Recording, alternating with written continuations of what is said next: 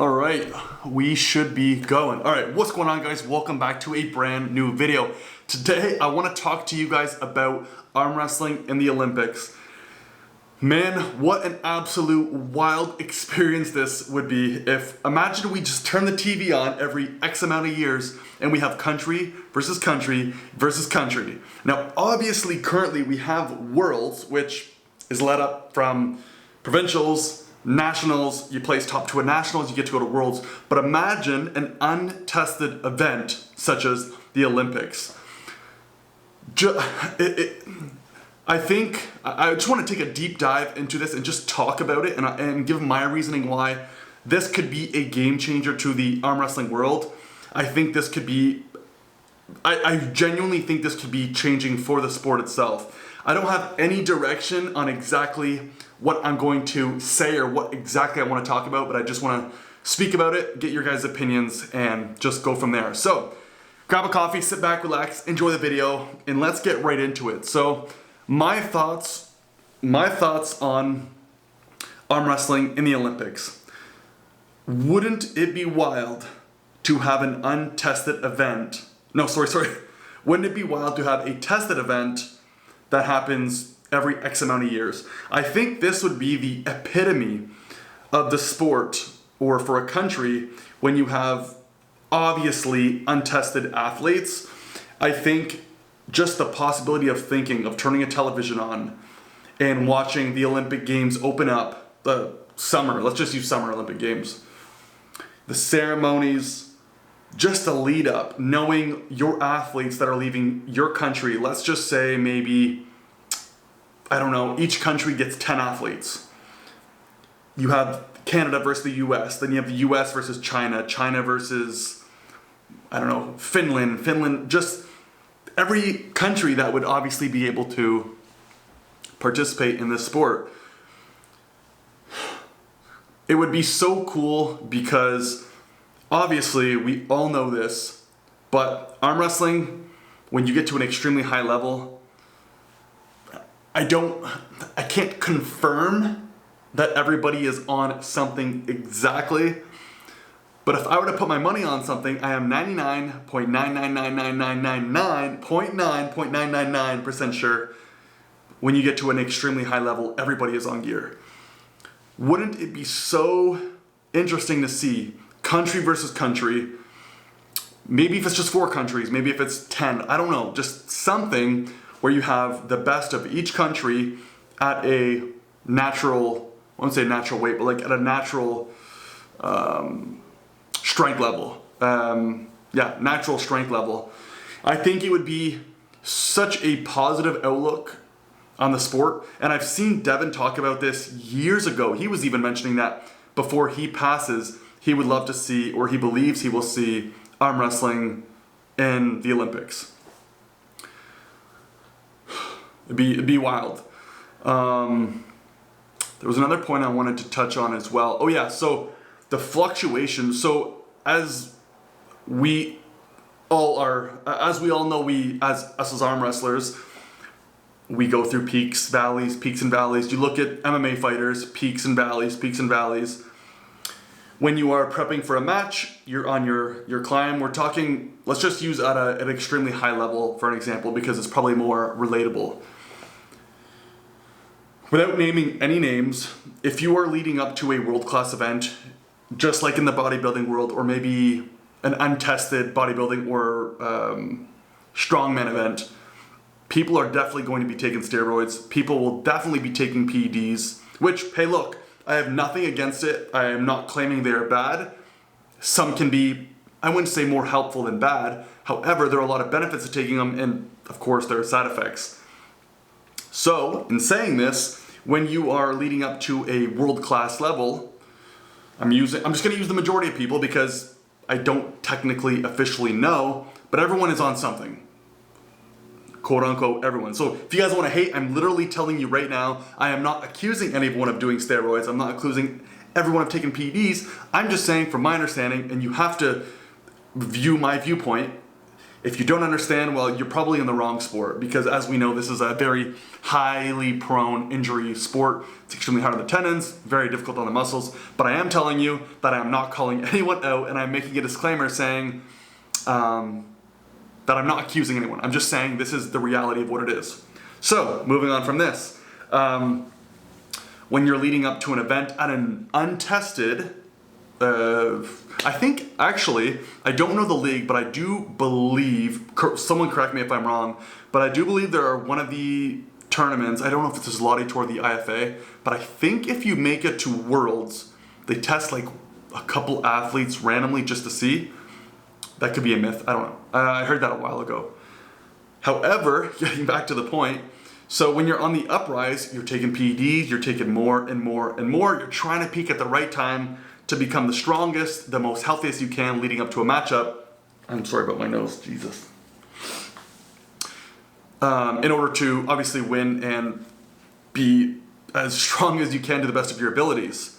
The problem with doing this is when you come up, you come right back down. And I don't want to use any names because I don't want this channel to be about accusing anyone, but we can use very common named athletes, or most of them. When you're coming up for a very big match, you're coming up, you're peaking, and then all of a sudden, 1 month later, they've lost maybe 20, 30, 35, 40 pounds, 10, 20, 30 kilos.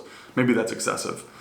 They don't look as strong, they're not as strong, they maybe are injured a little bit, they need some recovery time, which is completely understandable. But if we were to relate this to the Olympics, I feel, and please leave a comment down below what you guys genuinely think about this. This is my opinion. I think that if this was the Olympics, you don't get as much fluctuation. And the reasoning is because you're natural. You are tested, you are fully, there's a commission that's literally testing you anytime at random times, just like maybe like the UFC would, the USADA Athletic Commission.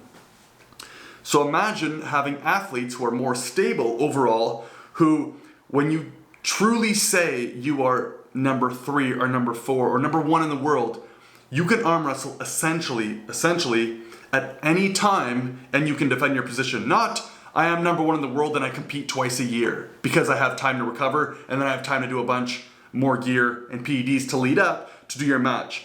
If you think of, I like to use the UFC because I'm a big UFC fan and I think they do it very right.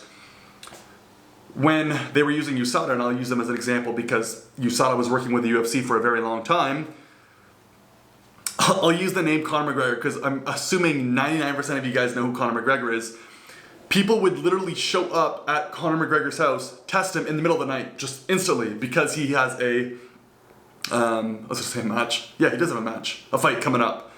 Even if he didn't have a fight coming up, he was one of the most tested athletes literally on the planet, if not in the sport at the minimum. I think he was getting tested like 40 or 50 times a year. I am really sorry about my nose. This is crazy. I'm so itchy. Jesus. But yeah, he was getting tested an extreme amount of times. Now, I'm not saying in arm wrestling it should be the exact same where you're woken up in the middle of the night to get tested.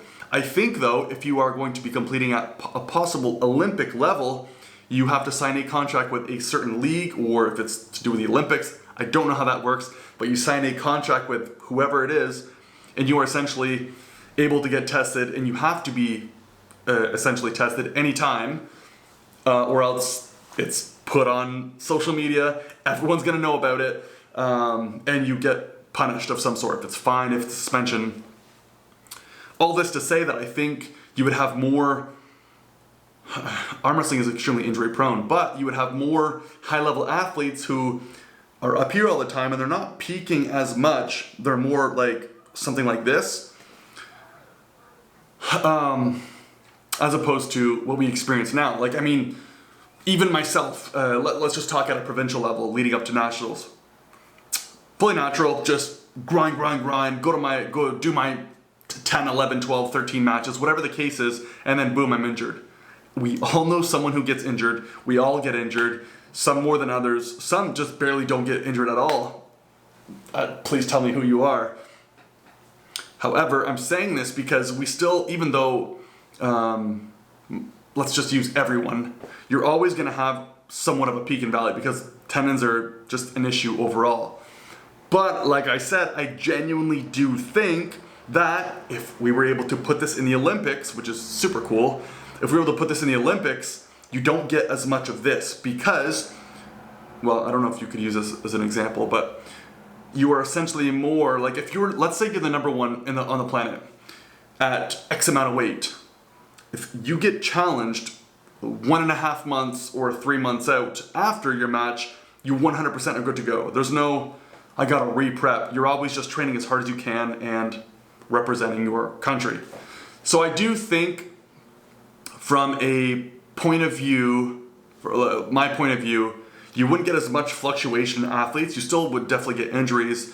You'd still have the recovery issues. However, you just get less of this and a little bit more of a bumpy road. And it would just be wild to see every 2 to 4 years. I think it's Olympics every 4 years. Yeah, every 4 years. No, every 2 years and then every 2 years, I think. I don't know. Yeah, I think it's every 2 years and every 2 years. Just to see a country building up to allow X amount of athletes to compete at a world level that is obviously untested. Be wild. Be wild. To watch on television, free for everyone to watch like you would get all your other sports. But there's just something about possibly winning a bronze, a silver, a gold medal at the Olympics as an arm wrestler, watching your country's athletes compete. Yeah, I think that was the 2 points I really wanted to drive home here. Was one, you'd actually get your athletes who are natural. And two, you wouldn't see as much fluctuation, whereas like I was mentioned before, in a UFC fight, the one who's number one is willing to accept a fight at absolutely any time. Some of these fighters are like, hey, look, I'll fight next week, I'm good to go. And these guys are doing a completely different sport. It's obviously extremely taxing on the body. But imagine having arm wrestlers who can claim at any freaking time, I am good to arm wrestle 3 weeks out of my tournament because I am trained to an extremely high level that my body allows me to go to without taking PEDs, steroids, whatever else I'm missing out on. I just think it'd be extremely cool. And I do know I'm rambling on about this, and I do apologize, but I'm trying to drive this home. I just think it would be so cool to see in our lifetime, in the next 10, 15 years, maybe at most, if we could somehow get like a petition going, or if someone knows how to even bring this up to someone who could bring this up to whoever is taking care of this, it'd be absolutely wild. Yeah, if you guys have any ideas, any thoughts, any inquiries, any questions, seriously drop them down in the comments below. I'd be extremely curious to know what you guys think of this. I think it's an extremely interesting topic and it should be discussed more. It should be brought up more. It should be talked about more. Unless if there's an exact reason why, then please tell me. If it's legal issues, if it's people could break their arm, well, you shouldn't be arm wrestling at an Olympic level if you know you're going to break your arm. That's just fact. So, I don't know. I think I'll drop it off there so I don't keep rambling on anymore. But seriously, like I mentioned a couple times, if you guys have any ideas, not many questions, just anything that you could use to maybe help the situation or me to clarify this, I think it'd be pretty cool. So drop in the comments down below. If you guys do enjoy this type of content, like the video, seriously consider subscribing. It is free, it costs you nothing, it helps out my channel, and it'll help me continue to put out more content. So I'll drop it there. Thanks for tuning in. I'll see you guys in the next one. Peace.